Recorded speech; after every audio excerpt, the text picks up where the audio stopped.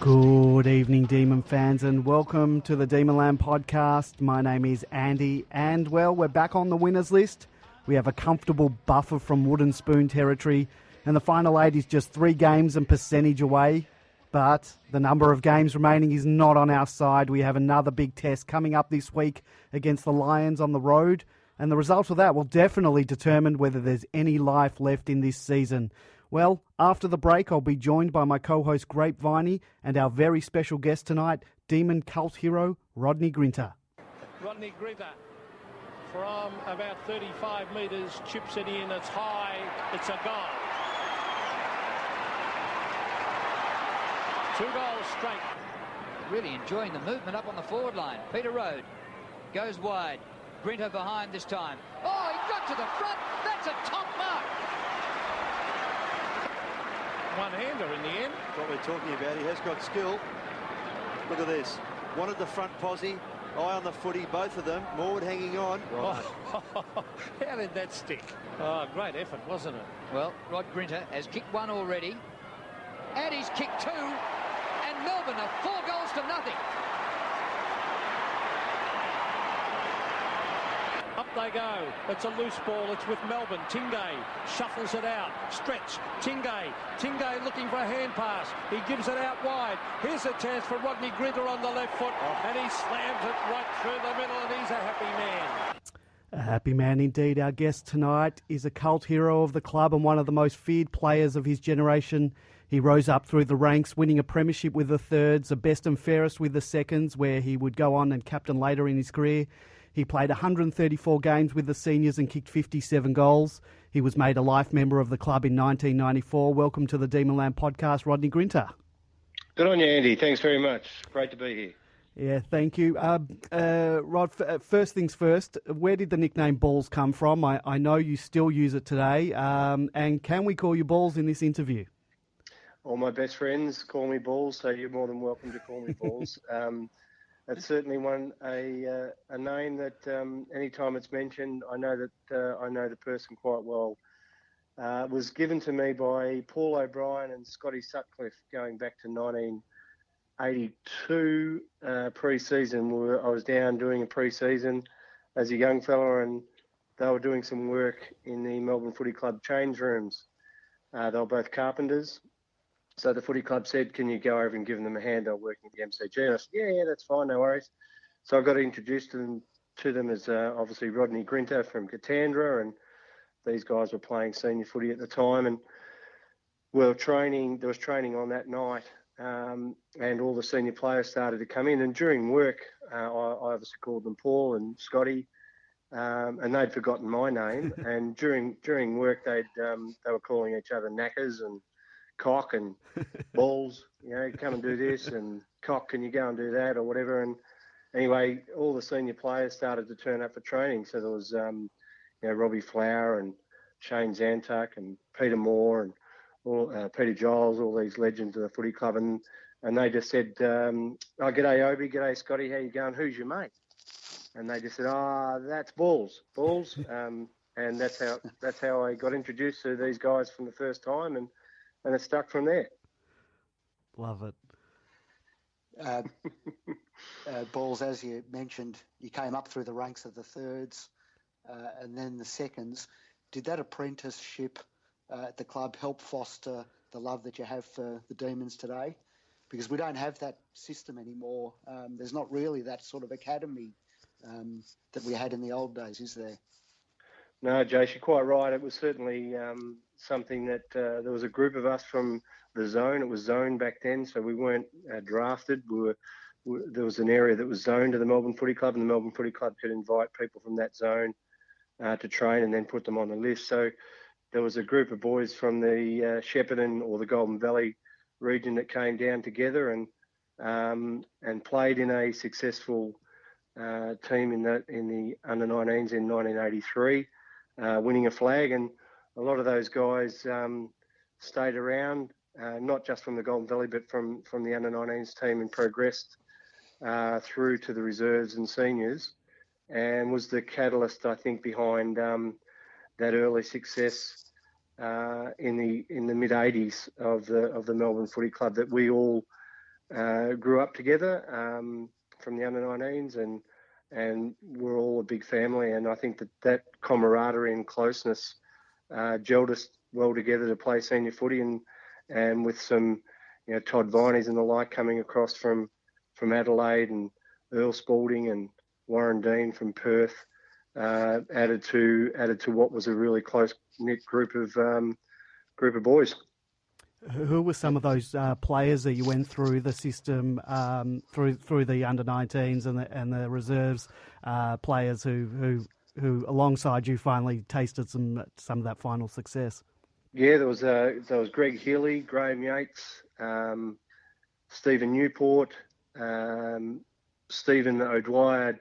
Stephen O'Dwyer didn't play in the under-19s grand final, but he was certainly there very early on, right from the start. Brett Bailey was amongst that group in the under-19s. So there was a good core group that Paul Payne from the Golden Valley, Paul McCarty. There was a good Shane Ward. Just trying to remember back then, but it was a good tight group of guys. Yep, some pretty good names among that. Balls, you earned your keep as a defender for the most part, but we noticed while researching this interview that you actually booted 5 goals against Carlton in just your 3rd game. Did you prefer playing forward or back? Because you spent quite a bit of time up forward, obviously, later in your career. Yeah, I started forward, and it's pretty tough in the forward line. If you're not kicking a couple of goals each week, you certainly find yourself back in the twos, which happened to me in my first couple of years. I was in and out of the team. Played 11 games in my first year and 11 in the seconds, and then the second year again in '86 another 11 in the seconds and 11 in the seniors. So I really found my niche when Greg Wells put me on a halfback flank in the reserves, really rebounding off that halfback flank and driving forward. And then obviously got promoted up to play on the halfback flank in the seniors, and did quite well. And really, for the next sort of 4 or 5 years, I was halfback flanker. You mentioned Straubs earlier. We spoke to him a few weeks ago, and his tribunal record came up, and we noted that he was 8th on the list of most suspended Ds. He knew that we were interviewing you in the coming weeks, and he made sure to remind us who was number 1 on the list. You fronted the tribunal 10 times for a staggering 31 matches suspended. Did John Northey or anyone else ever tell you to pull your head in, or was the club happy for you to play what these days would be called unsociable football? Yeah, well, I was really rapt to hear your introduction to the podcast tonight, to highlight some of the highlights that didn't have me being knocking someone over or getting reported. But look, it always obviously comes up. Yeah.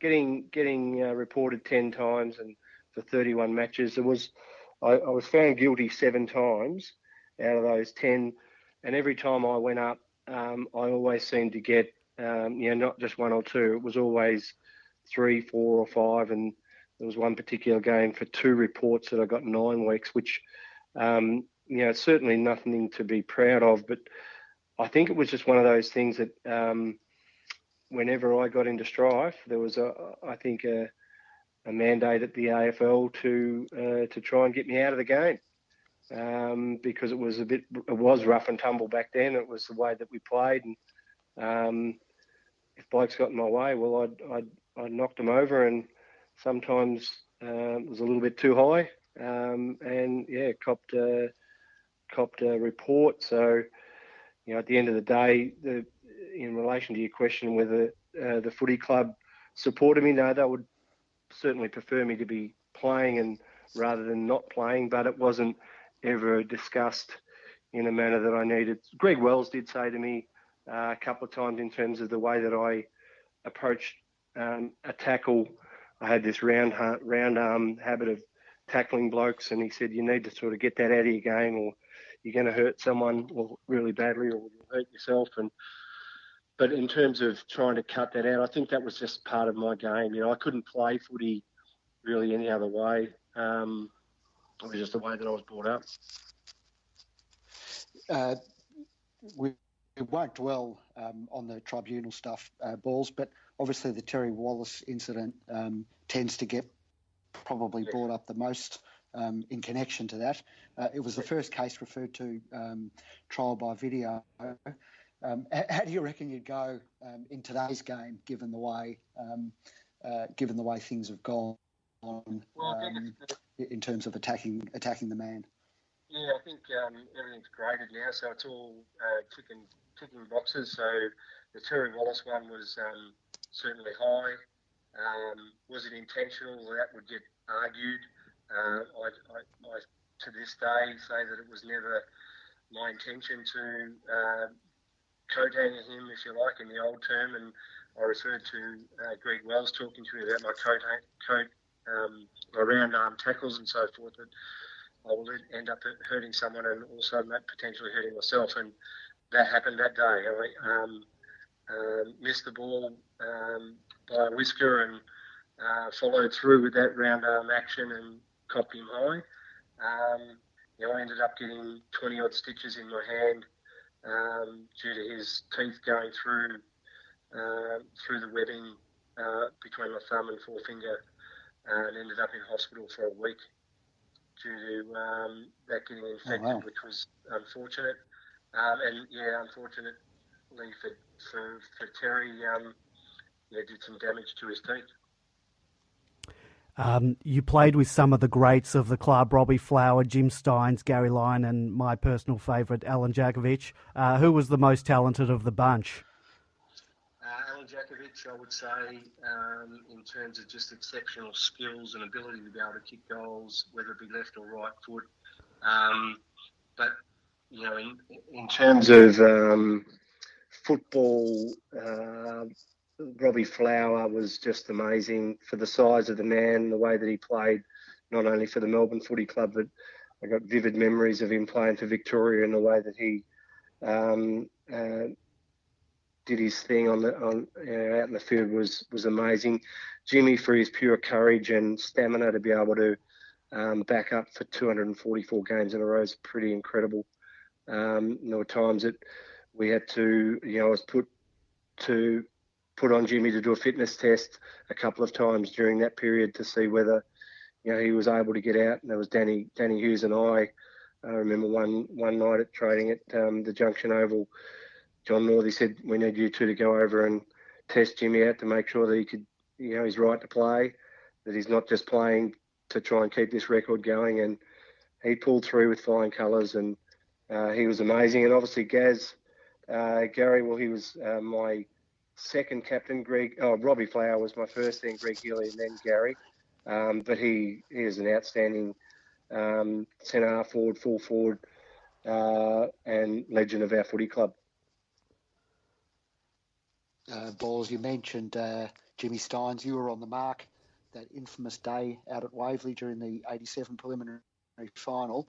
What do you recall of that incident and the disappointment of that afternoon? Yeah, look, it's very clear in my mind. It's been spoken about a lot. Last year it was replayed a lot when Melbourne made the finals for the first time in a long while, and Hawthorn were in the finals. So it's, the game itself, I recall it. We were doing very well for 3 quarters. We kicked with a win in the first quarter. The wind changed, and we were kicking with it in the second. The wind changed in the third. We were kicking with it, so everything was going our way. And then the tide just seemed to turn in the start of that last quarter, and there was 3 or 4 goals that we'd missed that we should never have missed. And if we had have got one of those, this situation with me and Gary wouldn't have even been spoken about, really. But yeah, I was playing forward that day, and the runner came out, and Stephen Newport was doing a good job on Gary Buckenara on the ball, and Buckenara went forward. So the runner came out and said that you're going back to play on Bucky for the last 20 minutes. Went down, picked him up, and a couple of goals that we'd attempted didn't get there, and the last one, they had obviously a game plan of being late in the game, 5 points down, They went straight down the middle. Ball went over the back. Quick handball off. I think it was the Tucky and Buckenara led, and I tripped on his feet and fell into his back just as the ball was coming. But he ended up he marked the footy, but I fell into his back. So it was a free kick, and I was standing right on the 50-metre line. The crowd was amazing. The noise was unreal. So when he'd taken the mark, or the free kick was given, the siren was sounding, but nobody could hear it. The umpires couldn't hear it.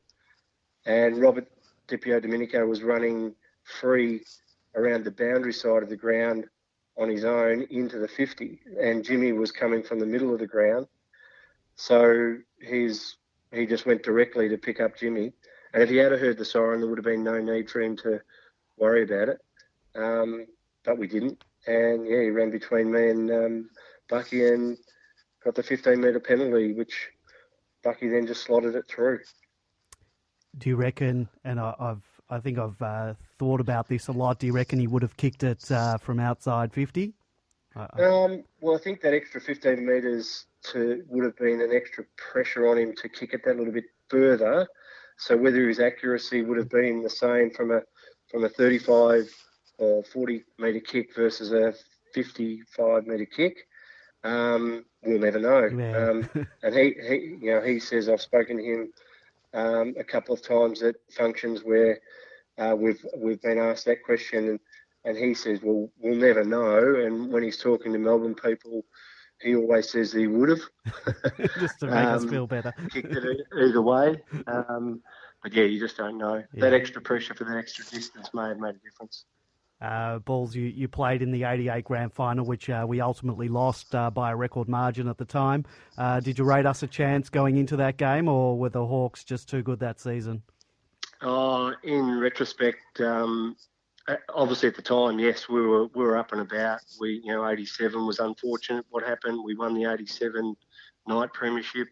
So we learned from what happened in 87 in the prelim, and we're all hungry, and to get through to the grand final was an amazing experience. I was 23, I think, at the time, and we had a group. We didn't have a talent like that talented of a group, but we were a very tight group. So there was not a lot of champs in our group. And then you looked at Hawthorn, and Hawthorn had champions on every line. And it was just unfortunate for the Melbourne Footy Club and for me and us that were playing that day that we came up against an unbelievable Hawthorn team. Watching the game, I don't think, even though it was a record margin at the time, and I've watched it, I've watched the replay of the game, and we didn't play that badly, but to be beaten by 80 odd points or whatever it was obviously a shellacking, but it was a great experience, and obviously very, very disappointing to finish the way that we did. Balls, after you hung up the boots at Melbourne, after a stint in Tassie, you eventually returned to Katandra West, where it all began for you, and you won a premiership there. That must have been very satisfying. Yeah, it was terrific to get the call to go back and play where I grew up, which is when I was a young kid growing up. All I wanted to do was play footy with the Katandra First, and the senior players at the time were my heroes when I was growing up. The the VFL back then was just something that we watched on the telly on a Saturday night on the replay, and it was like miles and miles. It was that far away. It wasn't in reach for me. All I wanted to do was play senior footy with Katandra, and I actually did that before I left Katandra to come down to Melbourne. I played 2 years with the Katandra seniors without winning a premiership, but to go back and play with these kids that were kids when I left. So David Teague, who's the current Carlton coach, played in that premiership team with me. He was 17. And to go back and do that was it was very special. It was great. I saw on when I was doing some research for this interview. Are you cousins with David Teague? Yeah, that's right. My mother's maiden name is Teague, so David's father and my mother are cousins. So yeah, we are related. All right, great. You were also the D's runner for a number of years, and given your first-hand knowledge of the importance of getting messages out to players, what are your thoughts on the new rules limiting the amount of time that runners can be on the field? Yeah, I don't like it, and I think it's one of those things now. I think that because they've decided from a viewing the game and seeing people running around on the ground, it's not a good look having a runner out there. But if you can set up all your plans and during the week and prior to the game saying you're going to be rotating off here and you're going to be doing this and yada yada yada, so that gets drilled into the players, I'm sure. But what doesn't get drilled into the players is that if our key forward gets injured and comes off and that rotation doesn't happen, or our key back or an on-baller gets injured and doesn't come on, there's no message that can be run out straight away to say that you're playing here and you're playing there and you go here. It's I personally think that it should be brought back. Limit the amount of times the runner can go out there, but don't make it just on when they score a goal, because sometimes there might be 8 goals scored in a game, and that's not enough time to get out to help coach your players. Balls, we've just got a couple last questions for you. We're extremely grateful for your time tonight. What do you make of the current team and how we're travelling in 2019? Oh, very disappointed, like every Melbourne supporter would be, in terms of coming into the year and having high expectations of us. The media wrote us up that we're going to be in the top 4 and playing off in the grand final before a ball was even kicked. So we all went into the season following on from last year's exciting finish, hoping that every game we go to, we're going to be in it and we're going to win most of them. And to have sitting at the halfway mark 3 and 9? Four now. Yeah, we won our 4th on the weekend. Yeah, 4 and 9. It's not what we expected, and I'm obviously a keen follower of the D's, and I go as many times as I can. And I still think we've got the players to be able to get there. It's just out of a lot of players, too many players out of form compared to last year at the end when we had everybody up and about, fit, playing really well. We've just got to get everybody back to being fit and in good form, and we've got a team there that can obviously take us deep into September, as was proven last year. This year, we're still got a chance, but we've got to win nearly every game, I think. To do that, that's going to be very difficult, but you never know. Just like to go and see the players playing well. Going back 5-6 years ago when you went to the footy and, it just wasn't, you could see that their competitiveness wasn't up to the level of league footy, and it was really disappointing. So you'd end up watching a quarter and then basically it became a social event. You'd go back in the bar and just have a chat with some past players or supporters. But now, I go to the footy wanting to sit out and watch them turn it on for us. Well, you did experience in 1987 having to win all the remaining games about midway through the year, so it can be done. It's mathematically possible, but it's a tough ask. Balls, we see you on social media, a lot of functions and activities put on by the Melbourne Football Club Past Players and Officials Association. You're chairman of that organisation. Can you tell us a little bit about your role and its importance to the club and the past players?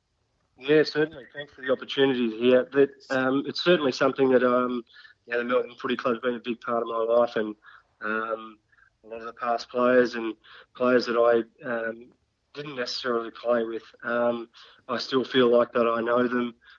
They're friends of mine, and basically what we do as an association is it's all about benevolence and togetherness.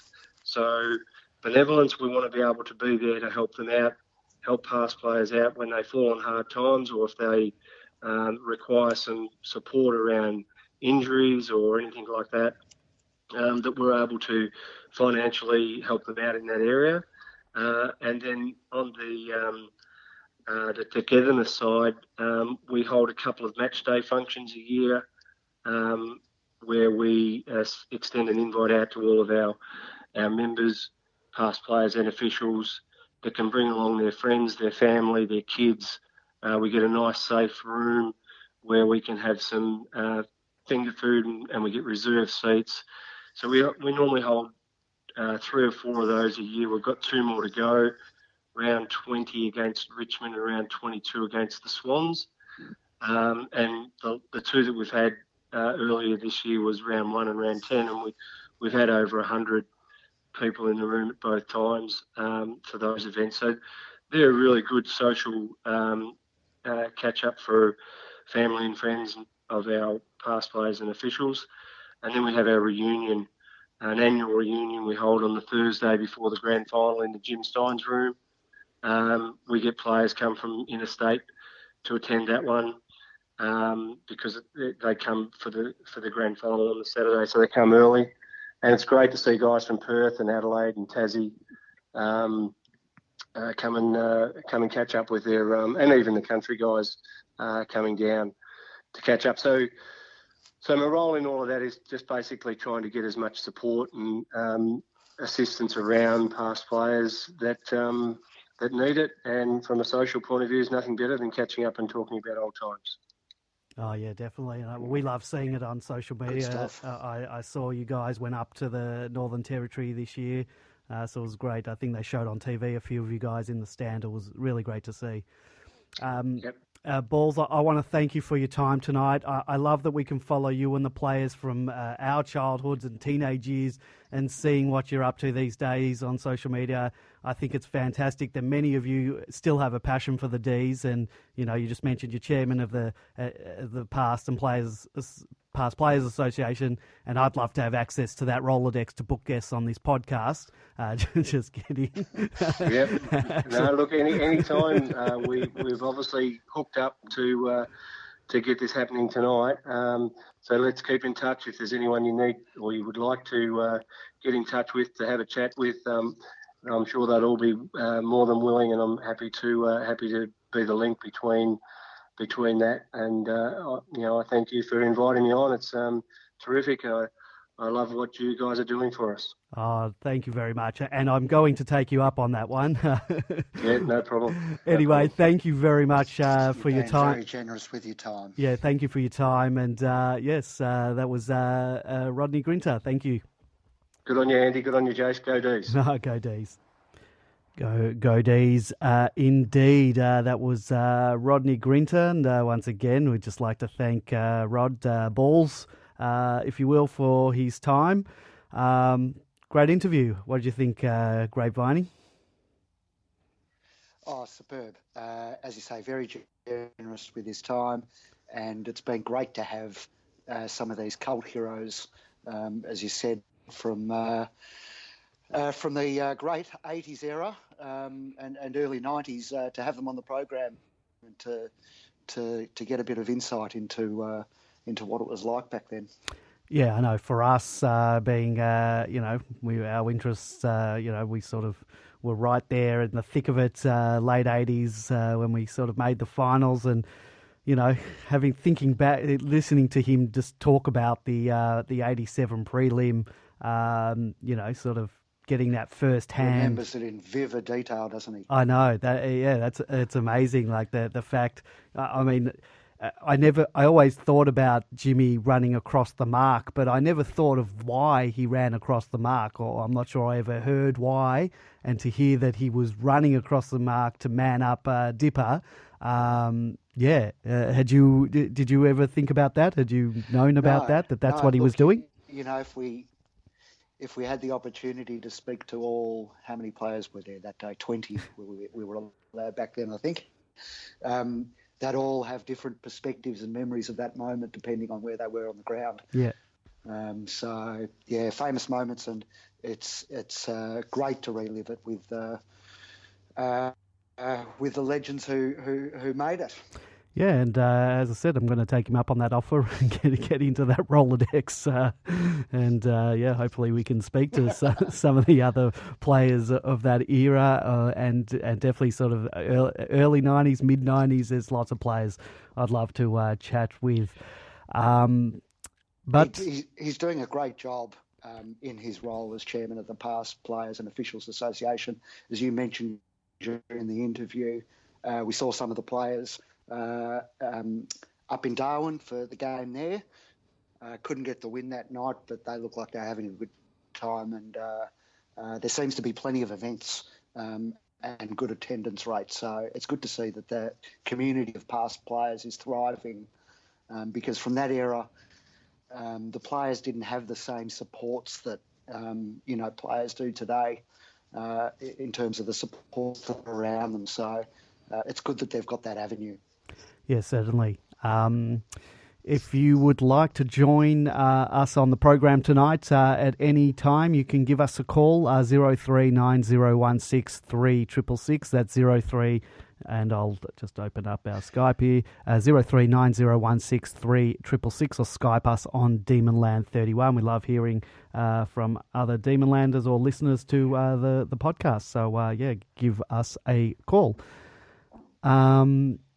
Grapeviney, back on the winners list this week. It's certainly a different feeling from a win.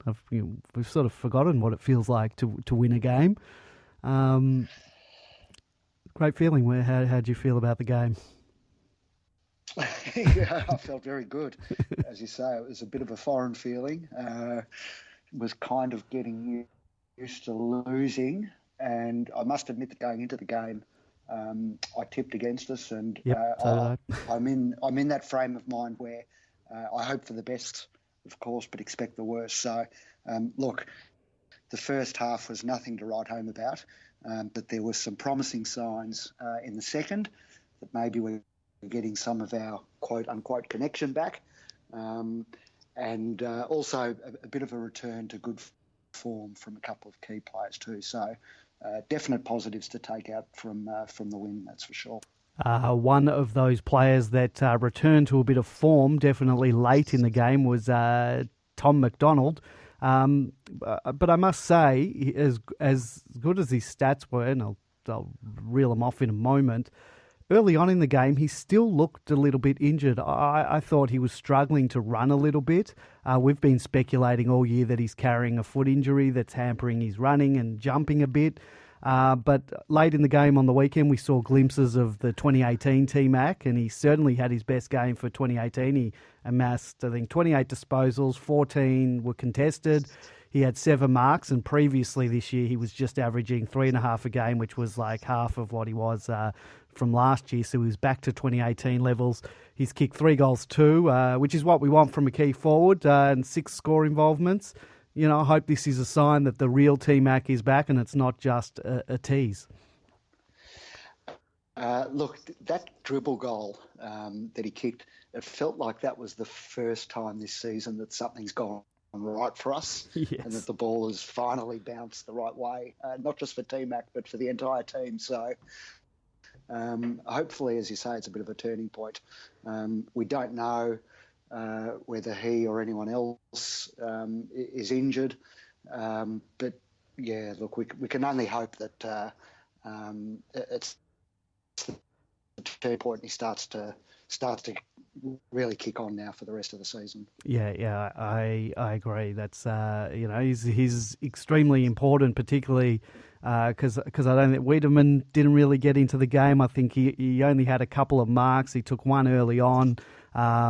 But then he sort of struggled to get in the game. So you really need, one of your 2 big forwards firing, and we were lucky because we had our small forward in, he's not a small forward, our third tall in Tim Smith, played really well as that third tall. I was happy with his output. He could have easily have had 4 or 5 goals to his name.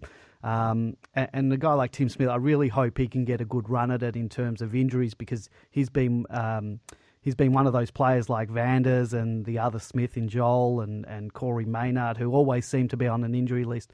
So it'll be good to hopefully Tim Smith can get a good run at it in terms of games because, we really, I think, need to have, we need to have more than one sort of forward firing, and it was good to have T-Mac and him contributing. Yeah, look, you can't question Tim Smith's attitude or his competitiveness. He certainly plays his role every time he goes out there. As you say, it's just a matter of getting the continuity in terms of injuries and games and that. So, we can only hope. Yep. I loved Frosty's game. I think he's taken his game to a new level this year. He's showing more confidence in himself. I think he did fluff a couple of kicks early on. He still has those bit of brain fades, that can cost us. But his ability to take an intercept mark and just dash off and have that confidence to provide some run off the back line, it was just exceptional this week. I think this year he has cemented his spot in the best 22. And his final term, I think he was, the impetus for us to win the game. Yeah, it's interesting. On one of the footy shows last night, they have a regular segment, the good, the bad and the ugly. And they said they were going to rename it the Frosties because each week there's an element of each of those in Sam's game. And as you say, a few fluff kicks here and there, but some fantastic intercept work and reading of the play. And as you say, provides that dash off half-back, which is so important. So, look, a lot of it's a confidence thing. And clearly it's sky high for Sam at the minute. And look, you're never going to get a completely error-free game from all of your backmen. You just can't expect that. So if he can minimise those faults and those flaws, then his spot is looking strong going forward. Petty's, Oscar notwithstanding. Well, Oscar might not get back into the team at the moment, so we'll see what happens there. Watch this space. Petty's What did you make of Stephen May's game? Yeah. Oh, well, I was going to talk about May in a moment. All right, we'll talk about him now. I thought May played a great game. He's vindicated the decision that we went out to chase him quite hard. Like Frost, he's had 18 disposals, which for a key back is impressive. But you got to remember, one of their key forwards did go down early in the game in Jesse Hogan. But what I'm impressed most with is his kicking. I reckon he's one of the best kicks in the team. He always hits a target. And I love his leadership. I watched him quite a bit on the weekend, and he's constantly marshalling the defenders. He's getting them into the right places. I liken a bit to Jordan Lewis's role that he used to do in the back line, and I guess with Louis probably not making it back in the team, or he might, given the amount of possessions he got on the weekend in the twos. But you really need a senior head down there to take point, and May is that guy. We aggressively went after both him and Lever, and I don't think we just did it for their footballing ability, which of course, that's the main reason, but we did it because they're both leaders and generals of the back line. And I can see why we went out and got him, and I thought he was good. Yeah, absolutely. Yep. As you say, vindicated the decision to chase him, and hopefully started to repay some of the debt that he's accrued from being injured and misbehaving and having that drink that afternoon or whatever he did. It fell foul of the football department. Yes, the infamous drink. Petty's an interesting one. There were a lot of people thought he had a fantastic game. I thought his disposal was subpar on the weekend. I thought he butchered the ball a number of times. I got quite frustrated. But having said that, I'd like to persist with him, particularly while we might still have injuries to Lever and Hibberd, and depending on when they come back in. But I think there's something there with him. He's able also to sort of back himself and take a mark in defence, and I think he'll be better for a few games under his belt, going for the rest of this year. Because you need players like him that can come into the side if you have injuries to a Lever and a Hibberd. You need players that can come in and fill that role. So I think his disposal wasn't great on the weekend. Would you agree? Yeah. Would you prefer Oscar McDonald or I don't think so. I think Harrison Petty in the team right now? I think I like Petty over Oscar. Last year I was sort of warming to Oscar, but I don't think Oscar's done anything this And year. what do you make of this mysterious mid-season, pre-season that he's doing? Well, it's not a pre-season, but he's doing a mid-season sort of fitness boot build-up, strengthening type session. So do you want to expand on that for any of our listeners who don't read Demonland or any other forums? What's actually happening? I'll just have to call it up. I'm going off what I read in the paper last night, but So they're doing some extra training with him. Did I see something online on that he's sort of been taken aside and go running through drills with?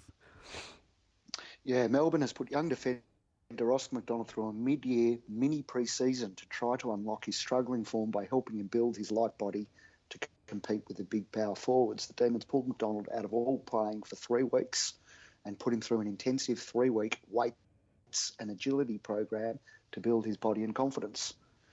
The coaches, including senior coach Simon Goodwin, have joined him in doing extra weight sessions. So it was structured apparently around the bye to limit the amount of game time that he's missing. But that's unusual, to say the least, isn't it? Yeah, I for think any club and for any player. I don't know why to be doing a pre-season, mid-season. Yeah, I don't know why they didn't identify. If they're thinking he lacks body strength, I don't know why this wasn't identified in the pre-season or in the real pre-season. So yeah, if you have to do that, look, then that's not good. No, we're not.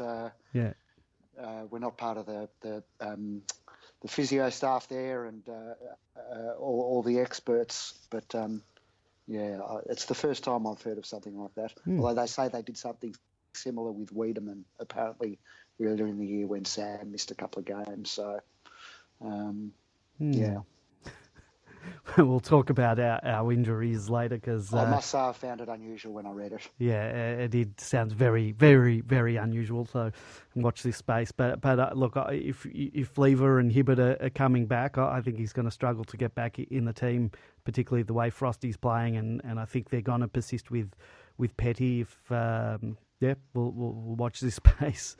I don't think he's the next cab off the rank if once Lever and Hibbert come back, and if Petty does make way, then I think Petty's in front of him in the pecking order. So watch this space. Absolutely. Talking about poor disposals, I thought, what's with Bailey Fritch's disposals? We know he's a beautiful kick. He delivered a perfect pass onto the chest, I think it was, of Bull Smith on the lead.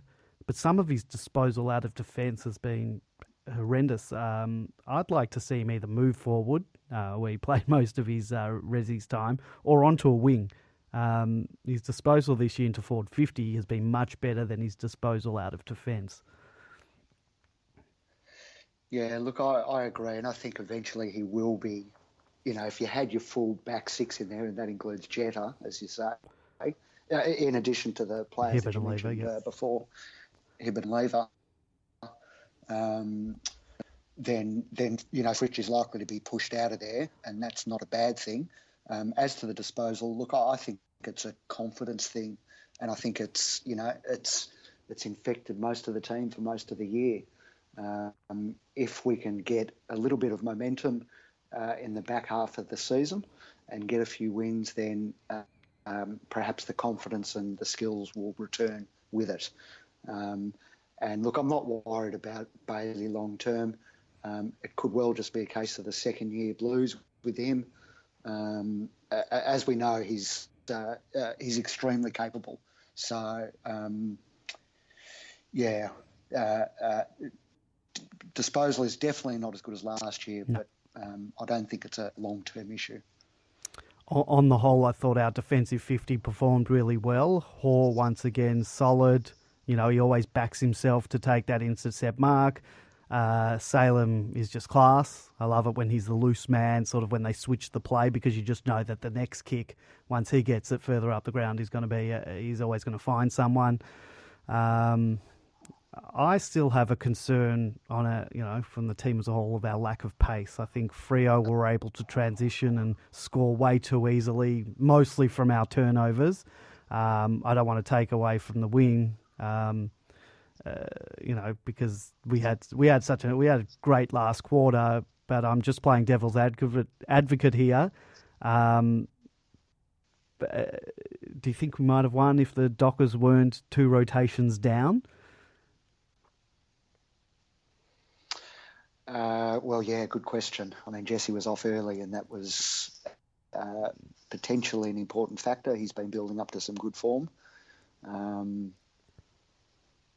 Having said that, we've lost games the same way, where we've been rotations down and then had been run over by teams. So I'll take the win. I'm not taking anything away from us, because we did have a great last quarter. We turned things around, and but yeah.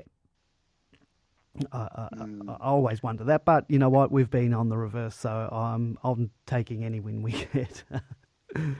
How are you feeling towards Nathan Jones at 3/4 time? Look, I thought it was silly what he did. It was right in front of the umpire.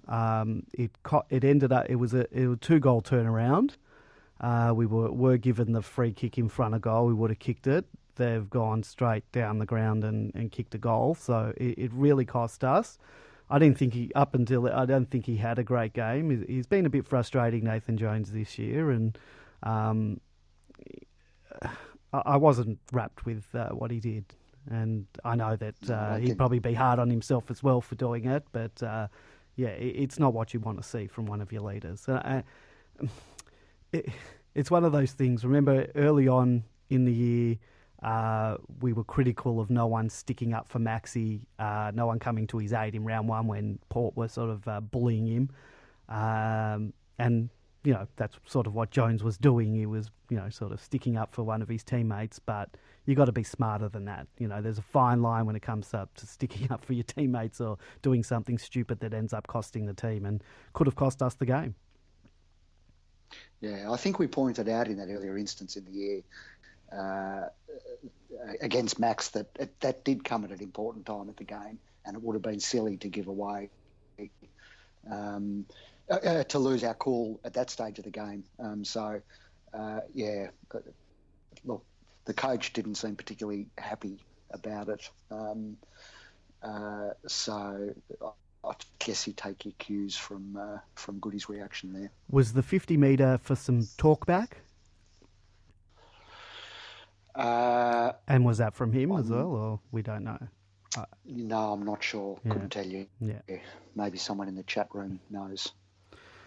If you do want to, Zeph has just asked that very question. Well, a few people asked it in the threads on Demonland this week, but I don't think I got a satisfactory answer to that question. If you do want to join us on the show, 0390163666, that's 0390163666, or Skype us on Demonland31. We love hearing from listeners and other Demonlanders. Get your thoughts on the game. I was absolutely wrapped with Lockhart. Been wrapped with him in his debut year. I think he's surpassed both Garlett and Spargo as a small forward, and not just because he hits the scoreboard, but because of his work rate up the field. He had 21 disposals, 10 contested, 6 marks, and I love his marking game. I think he plays a lot taller than he is. He's kicked 2 goals too, and to think he wasn't even on the list at the beginning of the year has been an absolute gold nugget of a find for the club. So yeah, he's just got this habit of something always happens when he's around. Yeah, and he's definitely got good goal sense. There's no doubt about that.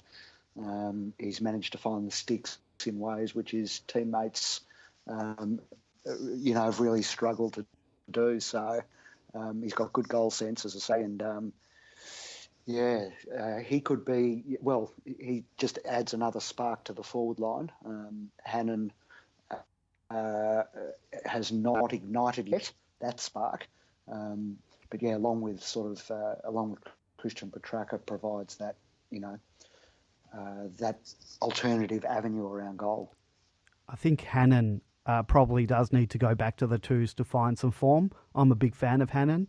Last year, I thought he cemented a spot in the team. Last year, he missed the entire preseason, most of the year with that knee injury, and I think we brought him back into the team through necessity rather than him finding touch and earning the spot.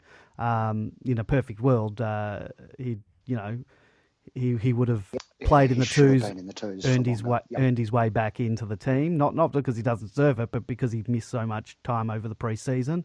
We've struggled with injuries, so as soon as players have come back, we've sort of put him back in the team. So I think he needs some touch, and you're best to find that in the twos. But having said that, we still have quite a large injury list, and small forwards are injured, dropping like flies. With Garlett now out for the rest of the year, so he might not be able to go back to the twos, and might have to find that form. But hopefully he's over the knee stuff, and over the break this year, he can get a full pre-season into him, because I think he is an important part of the team. I think he is at his best 22, but he's certainly not being able to find the ball like he was last year. And I'll add Nibbler to that. I think Nibbler's quite a bit disappointing this year. He's just not finding enough of the ball. And he's in the team to kick goals, so to find it, kick goals off the half forward line, and he's not doing it either. Yeah, it's interesting to note that they're looking at extending Nibbler's contract by another 2 years, which wasn't greeted with a lot of enthusiasm, I've got to say, on the board. Yeah, quietly sort of passed. Yeah, you got to earn your stripes, I think, and he's not. He hasn't had a great season. No, he hasn't. And I mean, there were quite a few games last year where he was playing that role. He was finding the goals, kicking 2 goals here, 1 goal there, being involved in things. But I just don't. I haven't looked at what his possessions were this week, but I don't think he got 15. He had 15 touches, but.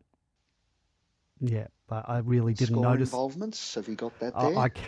I think there is an advanced stats here. Does it have score involvements? I don't know where it is on this advanced stats thing, but I didn't notice him much. I find I'm not noticing him on the field, and I'll notice him when he fluffs something up. But I'm not wrapped with him at the moment. I'll talk positives. I thought Track had a good game. He was involved for longer periods of time, whereas in some weeks we find that he goes missing for long periods.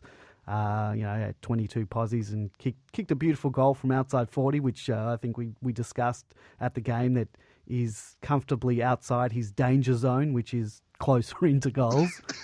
I'd like to see him take all of his kicks from outside the 40 zone.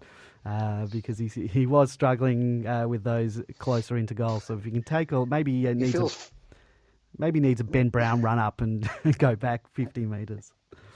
Yeah, I think he feels freer from that distance, doesn't he? So he just hoofs it, and kicking style is through the ball. It's completely different when he's further out from goal than when he's close in. So. We'll continue to monitor that situation. Yeah, but I was happy with him. Look, I don't think we haven't mentioned Max. Max was, still he's Max's best. I think he's having a great year. Yep. Look, he's going to be All-Australian again.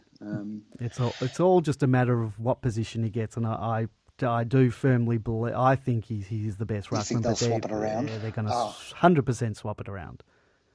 Even if he, in the return game against Collingwood, even if he touches up Grundy again, obviously, look, we're probably not going to make the finals. They're going to go deep into the finals. They're going to give it to Grundy. And look, I'm not saying Grundy doesn't deserve to be in the team, or even deserve. I'm not saying he doesn't deserve to have the number 1 ruck, but I think they're going to reverse it this year. Jack Viney, I think, played probably his best game for the year. We saw the return of the Jack Viney made me cry thread back.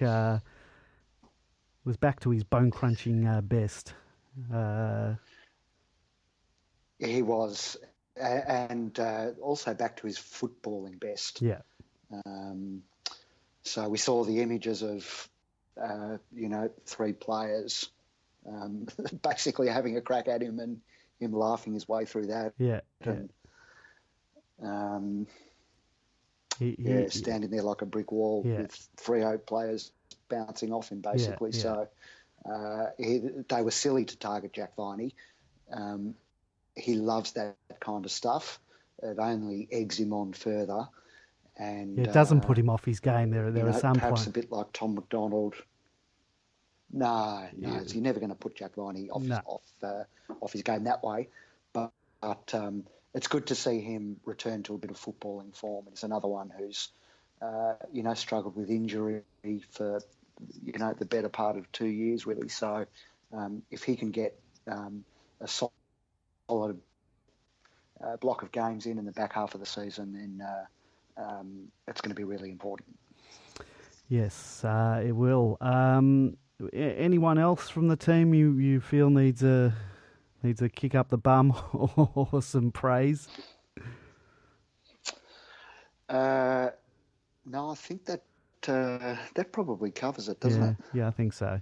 I mean, the midfield isn't purring perfectly yet, but it's starting to, the band's slowly coming back together. Yeah, we saw some glimpses of some of the stuff. I'd still like to see 4 quarters from the team, going into this back half.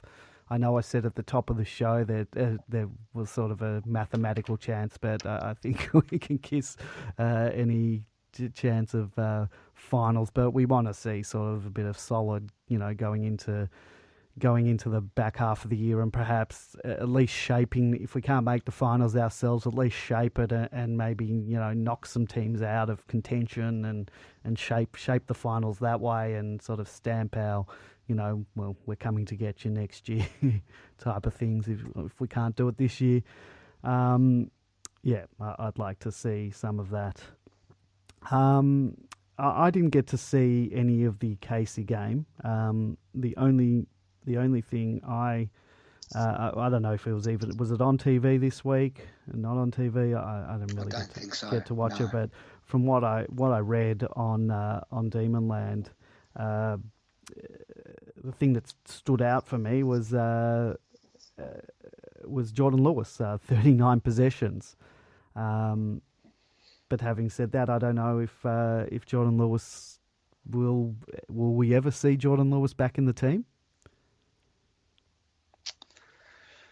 Well, Hibbard is out for another 2 weeks, 1 to 2 weeks potentially. Lever for the same amount. I should go on mic. So there was, is Hibbard out? Because the injury list for this week has Hibbard listed as a test with the collarbone. Okay. But test, it doesn't mean anything. I'll just go through our injury list because it seems we've got a few new injuries that I wasn't aware of. Chandler, hip, test. Well, he hasn't played this year anyway. Jake Lever, knee 1 to 2 weeks. Neville Jetta, 2 to 3 weeks. So hopefully we get to see Jets back in a couple of weeks. Billy Stretch, foot. Were you aware that Billy Stretch was injured as well? No, I wasn't. Yep. So Billy Stretch, 2 to 3 weeks. And while we're talking we don't know if that's related to a previous foot injury. Well, he had that foot injury that he missed most of the rest of the year last year from the Fremantle game last year in Darwin. Well, if you're saying 2 to 3 weeks, it's obviously not as bad as that one. But then again, Melbourne injuries usually start 2 to 3 weeks and then we never see them again. While we're talking about Billy Stretch, in a couple of weeks, we will be, I think in mid-July, we will be interviewing Billy's dad, Stephen Stretch. So another flashback to the 80s, early 90s there. Declan Kilty, friend of the show, has an injury as well. Ankle injury. He's out for 3 to 4 weeks. That's another one that I wasn't aware of. So Casey's going to end up having no players whatsoever, no Melbourne listed players whatsoever. Jake Melksham has been 4 to 6 weeks for at least 4 to 6 weeks. He's still with his foot 4 to 6 weeks. So I don't reckon we're going to see the Melk again this year. What we've got nine games to go, 4 to 6 weeks. Tom Sparrow, we know. The 4 to 6s are going to be struggling, aren't they? Yeah, well, Tom Sparrow's also 4 to 6 with a knee. And this one's upsetting. Cade Kolajasny finally getting his name right in the back half of the year. Again, had a knock to the head. He's now listed as to be confirmed. I'm going to put it out there. I don't think he's ever going to play again for us. He seems to be one of those. Sorry. I just think it seems to be one of those players that's kind of constantly get head knocks, and he's going to end up hanging up the boots as a result of it. I hope not. I'd love to see him play, but it just seems that way. Yeah, my understanding though was that when he came over, the neck. What they thought were concussion issues at the Gold Coast were actually neck issues, and so then when he got a concussion here, I sort of wondered, well, is this a completely new thing, or is this a recurrence of the neck-related non-concussion thing? But they're saying concussion, so Look, I don't know whether it's linked to what he unfortunately was going through when he was at Gold Coast. But whether it's can't be too careful with these things, unfortunately. Whether it's neck or concussion. He's had another one and he's out for TBC. It's not good. This is a third time this year. I think it's happened. Second or third time this year it's happened. And given the history at the Gold Coast with the same or similar, I just don't have a good feeling about this. And I just unfortunately I don't think we're going to see him play. Yeah. Vander's foot TBC's been pretty much that for most of the year. I'm going to call it. I don't think we're going to see him play either, because we had early mail, that it was going to be sort of 8 to 10 weeks, fairly early on, and then that's obviously just turned into indefinite. Basically, I don't know why the club puts TBC when really what they mean is indefinite. Well, indefinite season, whatever you want to call it, because he hasn't played this year. Every year he's been in the team, he's had sort of longish term injuries. He's been out for big chunks. He's only played small chunks at a time. I just can't see him playing for us again. No, and look, and even if he does, I didn't see the latest. Yeah, well, I don't think they've said anything new, but he's still TBC. I don't think. Yeah, I don't have much confidence there. Garlett has now been ruled out for the season with that shoulder injury. So that's bad luck for Jeffy. Yeah. Look, I'll say it. I can't imagine he's out of contract. I believe. I can't imagine they'll renew that contract. I'll be very surprised if they do. I like Jeffy. I was a big fan of his when he came over. He had a great year his first year, but I don't think he's been able to sort of regain that form to be a consistent player in the team. Yeah, no, the form just sort of vanished in an instant. Halfway through last season, basically, for Jeffy. Yeah. He'd started off the year pretty well, and then his form just deserted him, and he's really struggled to get it back. Even in the games where he's managed to kick a couple of goals, he just hasn't had the same sort of touch that, we're used to from Jeffy. So, as you say, he's going to face an uphill battle to get another year, I would have thought. Yeah. Would another club find any value in him? I don't know. Probably not. I can't look. I don't think. I don't look. I don't. I wouldn't take him if I was making the decisions. We picked him up pretty cheap. We did. So, I think it was pick 88 or something for him. So I was wrapped when we got him because I liked the bits I saw of him at the Blues. He kicked, I think, 40-some odd goals in his first year with the D's. But, you know, as a small forward's got to be kicking 30 or 40 a year, and if they're not providing you with that, then, Joel Smith, this is a really disappointing one. Been ruled out for the rest of the season now with that groin injury, which he, I don't know whether he sustained it. Did he sustain it in that practice game? If he did, and then was kept on the ground. I mean, if I was him, I'd be absolutely ropeable. It sounds like they've just totally mismanaged the injury, the recovery. From what we heard from, that his dad had mentioned online somewhere, he didn't sound like he was too happy with the way it was managed. I'd be ropeable if I was in that situation. Look, this is the subject of pretty fierce debate in the injury list thread on Demonland at the moment, with some saying exactly as you said, that the club made a monumental error that day in a practice match by keeping him on the ground when he was obviously injured. Others are saying that that he's got osteitis pubis. The club's known this, and that there's no the injury wasn't worsened by playing him. But the guy was limping though. How can you play? I don't know, worsens or not. I couldn't walk. The optics of it are terrible. It's a very bad look for a professional sporting club to be playing an injured player in a game that has no consequence. Yeah, which is what happened. And one of two things happened that day. Either the medicos made the wrong call, and that's possible. He came off, they assessed him and thought, maybe he can run it out, or it's just a knock or something, a bit of soreness, let's play on. And they got it wrong.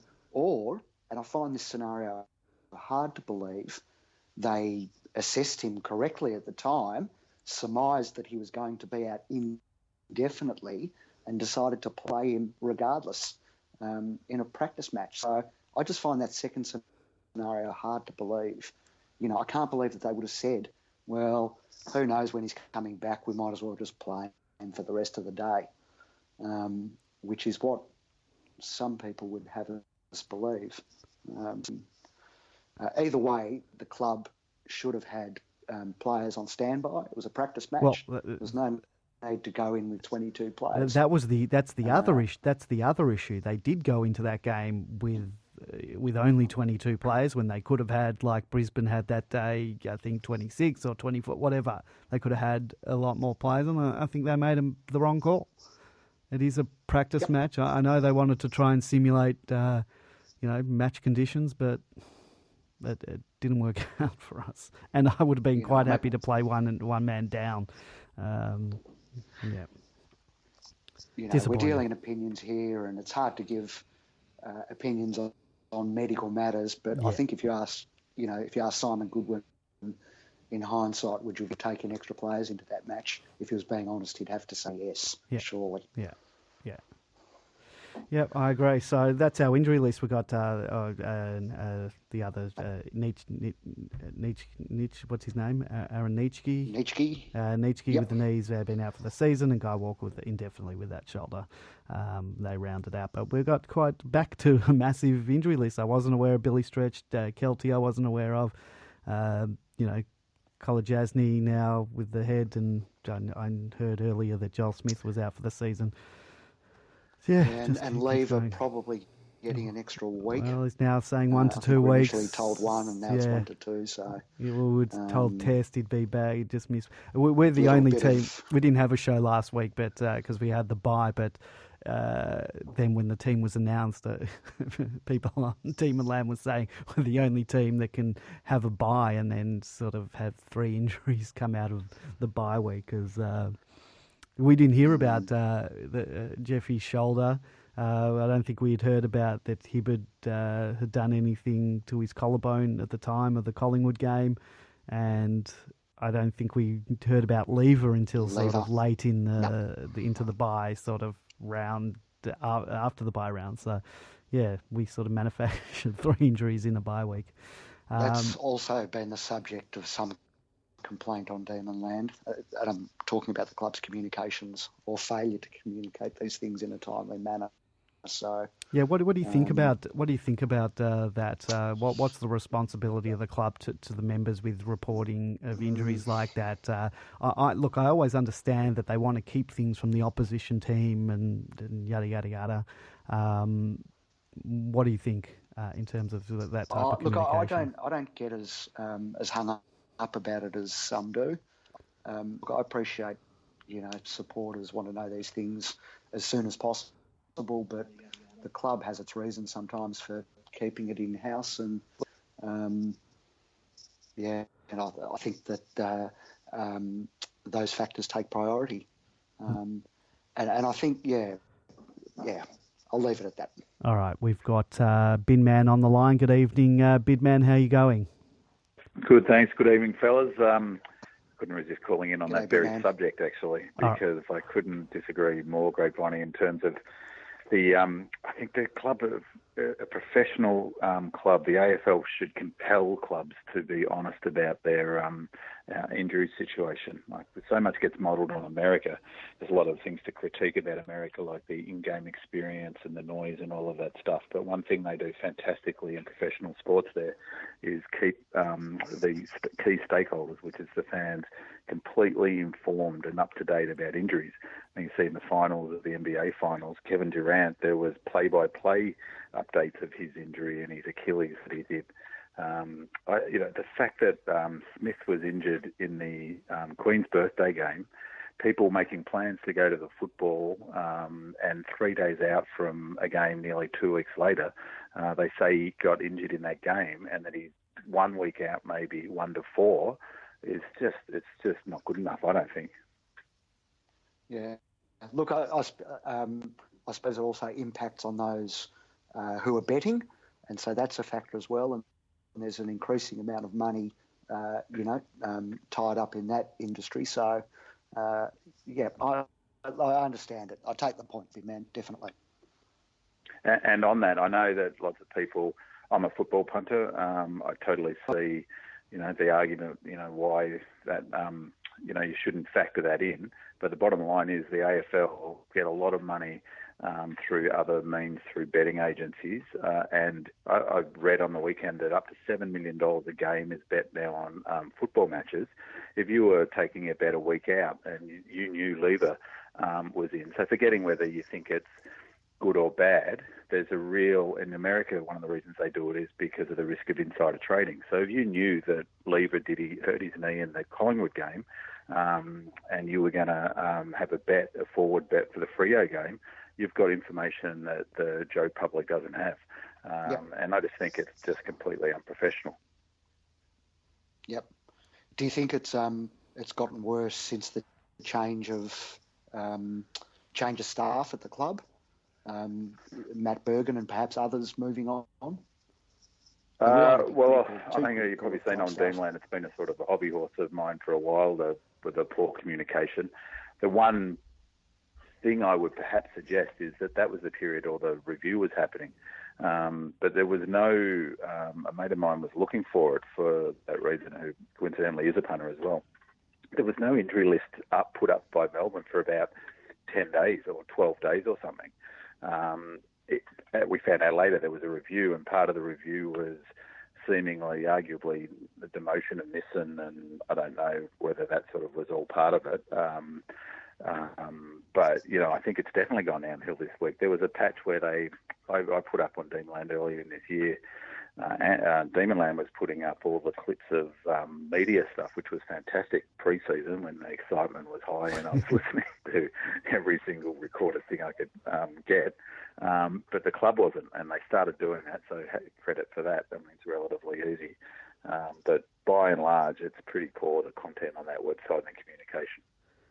Yeah, I've found they've been really good in producing sort of these really emotional videos, sort of well produced videos to music and slow motion and highlights and all that. But I think in terms of straight out communication and stuff like the injury lists and just more sort of it's the day-to-day stuff. I reckon it is definitely not as good. No. And look, you're right, Andy. The high-end stuff, the Oscar Baker debut, for example, was a great example of some of the high-end stuff that they've done really well this year. But it looks like they've dropped the ball a little bit on the day-to-day stuff. And that sort of stuff is great. I'll watch it once and twice, or maybe go on there. But the sort of test of a website is how often you go to it. And I always go to Demonland for the team listing. At least you get it straight away in a format that you can read properly and some commentary on it. But for any other, even game day information, I look for it on Demonland before the MFC site, and that's ridiculous. I want to know. I want to have confidence that there'll be match day information, that there's content there that's useful for me. I know you need a range of content, but I think our communication is terrible. And I would have thought that it was sort of a key, strategic thing to keep your stakeholders in the loop, particularly this year when we're struggling. That's when you most need to keep them engaged. And people on Demonland were sort of bought in already, but it's it's kids like my son, 15, 16. They're the ones that you've got to keep in the loop because they're off watching NBA and, they're not interested unless they're engaged. Yeah, couldn't agree more. Yep. Big man, what else? You happy with the win? Oh, I was thrilled. I went and I got home and watched the replay, and I haven't been able to do that. Well, I haven't had any interest in watching any replays pretty much this year, and I was struggling I couldn't believe I was watching. It felt like I was watching two different games because Dwayne Russell, and in particular him, but all of them were saying what a great game it was. And I was at the ground thinking, this is appalling. I don't know whether I had my appalling confirmation glasses on or something, because at the ground I was pulling my hair out in the first half with the disposal errors, and Tom McDonald was really getting to me. And but I thought they certainly... they turned it around pretty well, I wouldn't say big time in the second half, and it was great to get a win. It was just fantastic to get a win. And I thought Viney was back to his best, so he was terrific to watch. And what I was actually calling in to say is that I think we've got so much to play for, and I was really excited going to the ground. I went by myself, and I really I'm starting to think of each game as a game in of itself, disconnected obviously now from making finals. And pretty much that's how I've always supported the D's, because so often finals haven't been in the picture. So I think we've got a lot to play for. And I think I only came in 15 minutes ago, and I think you mentioned Lockhart. I thought it was terrific, just his placement. So I think we've got a lot to play for, and I'm really quite excited for the rest of the season.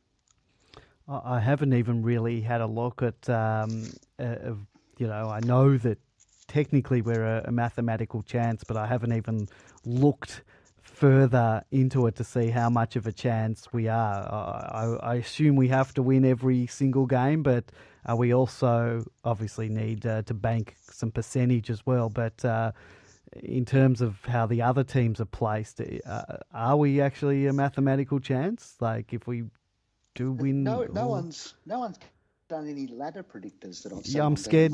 I'm scared to do it. I just missed it. I'm scared to do it. I haven't done it. I know you can do it. Anyway, look, we've got a tough draw. We've got to knock off some good teams. Solidly going week to week from now on. It's a week to week game, and I'm going to do the cliches. And I think, as I said, we've got a lot to play for. Players like Marty Hoare will only get better. I really like Lockhart, and I quite like some of their tactical tweaks. I mentioned it on the footy, actually, but it was really noticeable how wide they were handballing and how they were trying to sort of handball out into space and create some space that way. Yeah, we played a different type of game. I noticed it was different to what we've seen for the rest previous games. well, not least because of the uncontested possession. Yep. That was a lot more evident. Yeah. And I think that if we can, I think that there's some real momentum. I was reflecting on Essendon. I mean, Essendon have done poorly this year, but they were in a similar position, even worse than us at this same time last year, and came home like a steam train. And they came into this season with people giving them a genuine chance for top four based on that, how they finished. And I think that's the sort of momentum, that we need to build. And I mean, really, it wouldn't be possible for us to have a worse run with injuries. It's just, I could not believe it when I saw the injury list today. You were talking about it before. It's just, I mean, it beggars belief. It's as bad as I can recall at the D's. It's in all the time I've followed them, I can't recall a time with so many key players out as well. I mean, Melksham is so critical. He's one player who can regularly hit a target inside 50, and he's just been out pretty much all season. So, but you'll get all those guys. Hopefully, you won't have any post-season and surgeries this year. Everyone will have a good pre-season and right to go for next season. Well, I was I think I said it to Grapevine while we were at the game early on, because T-Mac did look like he was sort of struggling. I think there was one time he was running, he just was sort of jogging along. And I was like, if he's injured, get him out of the team, get him in surgery now. And then he turns out to have quite a good game. But yeah, I really hope we don't have any of these surgeries at the end of the year. That obviously there's probably every year there's a certain amount that go through, but hopefully we don't have what we had this pre-season. Yeah, we had the perfect storm. They obviously rolled the dice to an extent, and then you had all the injuries on top of it, and it's just never come good, has it? Grapevine, you were going to say about George? Yeah, no, I was just going to say that George on the out has asked in the chat room whether Garlett going in for surgery now is a sign of effectively sort of clearing the decks and getting ready for next season. Are we retiring players really? Well, Billy Stretch is listed as 2 to 3 weeks. Smith. Well, we don't know what's he's been out all year, so I don't think there's any managing of that. And Garlett shoulder. I guess if you've got a busted shoulder, you're going to have to get surgery on it. So I don't know if that can be considered managing in preparation. Well, they could play him, but the question with him is whether he'll get a contract. And yeah, I was calling for him to be dropped. I think last time I called in, I questioned his competitiveness, and he was really frustrating, I have to say, in the last match. And there was discussion on Demonland with Lord Nev was talking about, that goals are better than, you get a player kicking goals in a team that's struggling to kick goals. He stays in, but there was some contests where maybe it was the Adelaide game but where he just didn't go. And so I wonder, I can't see him getting another contract. I didn't realise he was out of contract at the end of this year.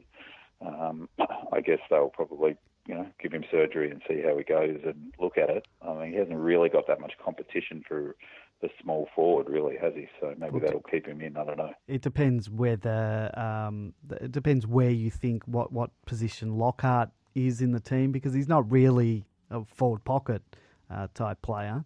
And then I guess Spargo last year was the talk of the town, but this year hasn't been sort of lighting the stage up. But I guess going back to Garlett, it is an interesting conundrum. Are the 3 goals that he kicked in a couple of games, do you weigh that up against the uncompetitiveness that you mentioned? What's more important? Do you give him a pass because he has been kicking those 3 goals in a team that was struggling to kick scores? Well, I mean, my view is that, as I put on Demonland, is that last year he would have been dropped after 1 week of those things, because it's sort of clearly against the mantra of team rule, isn't it? So, against you go every time it's your turn to go. And I'm not talking about him being a super hard player in the Viney mould. He's just not that sort of player. But, there were a couple, like in the game, was at Adelaide, where he turned expecting a contact and dropped that chest mark. So, for me, that's the sort of thing that's very hard then to say to a Bedford or even a Spargo or another player, here's is our non-negotiable when you see a senior player selected week in, week out after doing that at least once or twice, something similar to that. So I personally don't think so, but I can see the argument, particularly when we're kicking 50, 60 points a game.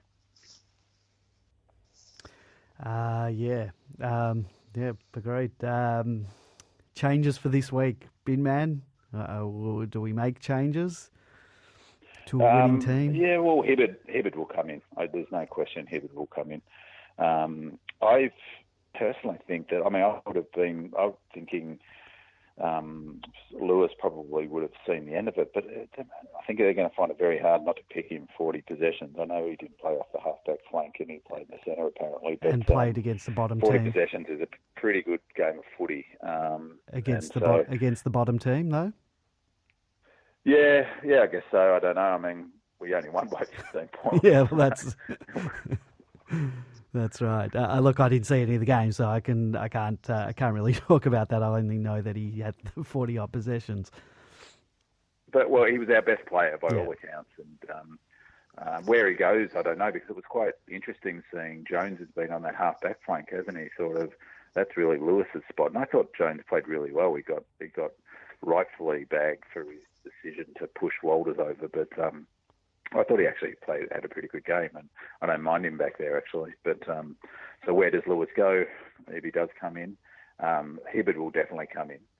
I'd keep Petty personally. I thought Petty played all right actually, and so there'll be at least one. And Wagner's probably the one who'll come out for him. You would have thought, but I reckon they're a bit stiff too. I didn't think he played so badly either. Anyone else likely to come in? We sort of don't really have players I don't think left. we've got anyone else. We've got so many injuries. Who would they bring in? Bradkey maybe. Is he eligible to get a game? He's a Category B rookie. Well, they've got about 12 people on the long-term injury list. So you reckon they'd find some sort of asterisk to get him in? Well, I don't think my mate Prussy's going to get a game, barring Maxi sort of going down. So, particularly with Tim Smith kicking a couple of goals. So, I think Prussy's just going to have to remain as backup for the moment. And I heard you mention, Gawn is gone next level. I don't know where. I've heard you talk that you sit on the members' side wing. Is that right? So half-forward flank. Yeah. He would have got smashed in front of you. He got collected. I sit at the top of Ponsford stand. I could see it, and he got completely clipped around the head as he's going for a mark. I couldn't believe it wasn't paid. And he was just getting ragdolled, or not ragdolled, but he was getting dragged and scragged, and all day he was just copping it. So I thought that he's just in amazing form, as good a form as I can recall any Melbourne player just about, and that includes Robbie Flower. Grapeviney and I didn't mention it in our review of the game. The umpiring, I thought, was pathetic. I couldn't believe at the end of the game that we actually ended up having more free kicks. And maybe it's a case of the free kicks we didn't get paid. But I thought we got the bum steer of the umpiring. Well, it's a bit hard. That's very hard. I'm very one-eyed. Yeah. But I think there's a real factor for us is that when you're playing those games when there's 20,000 people, they don't put the good umpires on. And some of the decisions are just, it really makes it very difficult. Like, it's obviously, it's worse when it's your team who cops a bad one. But really, you hear it all day, every day at the footy. You just want them to be consistent, and they're so not consistent across all three umpires. And I don't know why it was annoying me so much, but they had GoPros on. So one of them did. That was all about. Did they all have them? I noticed one had that thing around his chest. Well, it keeps the couple. When I'm thinking, go back to your footage and look at how often Gawn was being dragged, and also how often we were getting blocked. Tom McDonald was getting blocked all the time. Grapevine, I heard you could have been kicked out, but lucky there were no behavioural awareness officers around us. I heard the green maggot call coming from you a few times. I did say the green maggot, but I thought the umpire was wearing a little black bra, actually.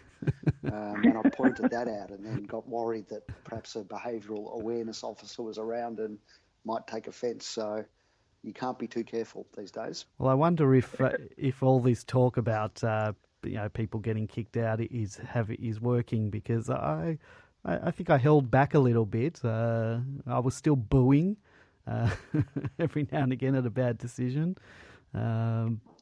But I think I held myself back a few times. But Grapevine, I did hear you using the M word quite a few times. But guilty as charged. But not marvellous. Yes. Any of you boys going into state this week like I am? I'm going up to Queensland and watching That's the D's. Big no from me. No KO Sports for me. Man. Saving me a bucket load of money. KO Sports. Yeah, I'm going up to Queensland for school holidays, taking the opportunity to go watch the D's play. So hopefully we can get a win like the last time. Grapevine, we went up to the Gabba. I think we played the Gold Coast that day and had a good win. So that would be nice. But it was the beginning of our good run, actually. That game against Gold Coast. I think that was the beginning of the big scores and the big margins. Yeah, I think we won by 70 points. Yeah. And speaking of big scores, I think. One of the, as I mentioned before, I'm a football punter, and one of the bets that me and my mate do when we get together is total match points. So I keep a pretty keen eye on the total match points of every game, basically. And this will be a good game, I think, for over whatever the total match point will probably be 155, 160. But they're quite attacking side, and they move the ball quite quickly, and I think it will play well for us because they don't hold it up as much as say Hawthorn do, obviously, who have gone super slow this year, or even a West Coast who aren't as slow as Hawthorn. So they move it more quickly. They do spread, but I think it will really suit our game style. So it won't expose our lack of pace as much, and it means that we'll also be able to get on our bike and move it quite quickly, which we like to do when we're going. So I actually think we match up really well against them, and I don't know that I'll tip us, but I'm not unconfident of winning this game. Well, I'm glad that we were able to win a game without you calling into the podcast. It's made me. Well, you went on, so I couldn't call last week. I wasn't going to tip us, but I did tip us. So I'm not sure how I'll go this week. I'm on top of my tipping contest, so they're meaningful tips. Oh, okay, very good. Well, I think we might wrap things up here, unless you've got anything else, Bin Man, you want to contribute to the show before we. No, but just other than I think, as I said before, we've got a lot to play for still, and funnily enough, even without finals in the picture, I'm really, really looking forward to the second half of the season, and perhaps because of that, so I can just enjoy the game now for what it is. Yes, well said. All right, well, we will be. Well, thank you, Bin Man. I'll let you. I'll let you go, and we'll hopefully speak to you in the coming weeks. See you later, fellas. Cheers. Thanks, Bin Man. Bye. Next week I'll be on the Gold Coast, but I'll take some equipment up with me, and we can do a show. Won't be able to take any phone calls, I don't think. But Grapevine and I will discuss what we think of the game. Just before we go, if you're listening to this show at your leisure via SoundCloud on demonland.com or via the Apple or an Android podcasting app, be sure to subscribe to the show and you'll receive updates when a new show drops. Don't forget to leave us a favourable review. Help more people find us. We're on Spotify now, so you can now get your show that way. Go to demonland.com to find the links to your preferred listening method. Give us a follow on Facebook at facebook.com/Demonland31, Twitter at Demonland, Instagram at Demonland31, or search for us on YouTube. And you can listen to some of the interviews that we've done, just like the one we did with Balls Grinter tonight. If you love talking about the D's 24/7 all year round, why not join up to Demonland.com and chat with other D's fans about this great club. Great Viney, thank you very much for joining me tonight, and we'll speak to you next week. Go D's. Go those Demons.